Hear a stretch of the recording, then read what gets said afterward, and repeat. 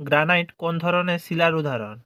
Option A ভূগর্ভস্থ শিলা, option B আগ্নেয় শিলা, option C পাললিক শিলা, অপশান ডি রূপান্তরিত শিলা। এর সঠিক উত্তর হবে অপশান বি আগ্নেয় শিলা।